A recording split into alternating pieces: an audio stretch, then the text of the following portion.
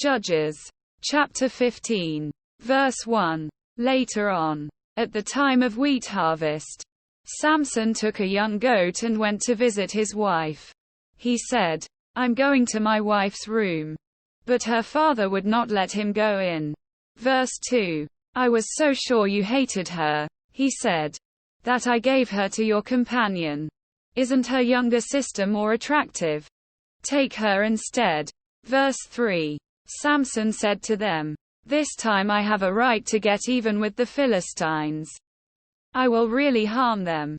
Verse 4. So he went out and caught 300 foxes and tied them tail to tail in pairs. He then fastened a torch to every pair of tails. Verse 5. Lit the torches and let the foxes loose in the standing grain of the Philistines. He burned up the shocks and standing grain, together with the vineyards and olive groves. Verse 6. When the Philistines asked, "Who did this?" they were told, "Samson, the Timnite's son-in-law, because his wife was given to his companion." So the Philistines went up and burned her and her father to death. Verse 7. Samson said to them, "Since you've acted like this, I swear that I won't stop until I get my revenge on you." Verse 8. He attacked them viciously and slaughtered many of them. Then he went down and stayed in a cave in the rock of Etam. Verse 9. The Philistines went up and camped in Judah, spreading out near Lehi. Verse 10. The people of Judah asked, "Why have you come to fight us?" "We have come to take Samson prisoner," they answered, "to do to him as he did to us." Verse 11. Then 3,000 men from Judah went down to the cave in the rock of Etam and said to Samson, "Don't you realize that the Philistines are rulers over us? What have you done to us?" He answered, "I merely did to them what they did to me." Verse 12.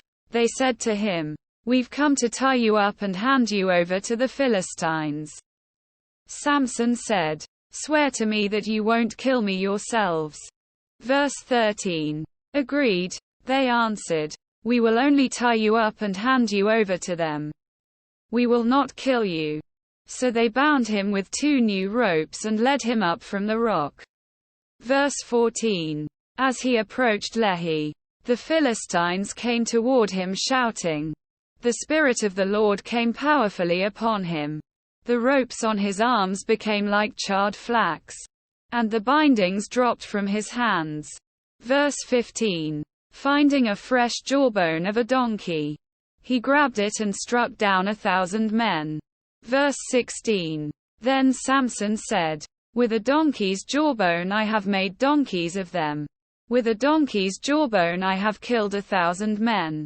Verse 17. When he finished speaking, he threw away the jawbone, and the place was called Ramath Lehi. Verse 18. Because he was very thirsty, he cried out to the Lord, "You have given your servant this great victory. Must I now die of thirst and fall into the hands of the uncircumcised?" Quote. Verse 19.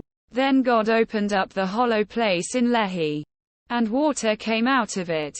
When Samson drank, his strength returned and he revived. So the spring was called En-Hakkore, and it is still there in Lehi. Verse 20. Samson led Israel for 20 years in the days of the Philistines.